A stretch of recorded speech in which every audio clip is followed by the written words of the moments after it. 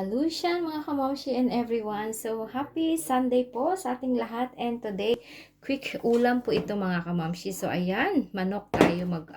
Luto tayo ng manok mga kamamshi. So, ready to made na po ito. So, nalay ko lang siya sa cow plant. And, ganyan lang.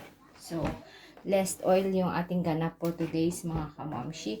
So, ayan, nilagay ko na siya 200 and then, 30 minutes po yung ating pagluto sa half side and then later another 30 minutes po. Bali 1 hour po siya talaga. So ayan mga kamamshi.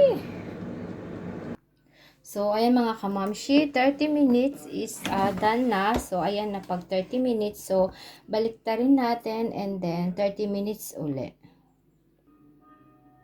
So, ayan mga kamamshi, nabaliktad ko na. So, another 30 minutes ulit tayo. So, ayan mga kamamshi, another 30 minutes. Meron na tayong manok, mga kamamshi. So, ayan mga kamamshi. So, yung ating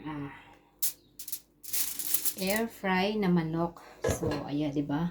Super nice mga kamamshi. Less oil talaga to. So, ayan. Ito yung magiging lunch namin for today's mga kamamshi. So, next pa natin another side. So, ganyan siya, o, di ba? Mga kamamshi.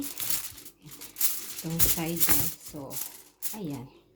So, there you have it. Yung ating mainit-init na manok mga kamamshi. So, ciao! Happy weekend everyone. Thank you for watching!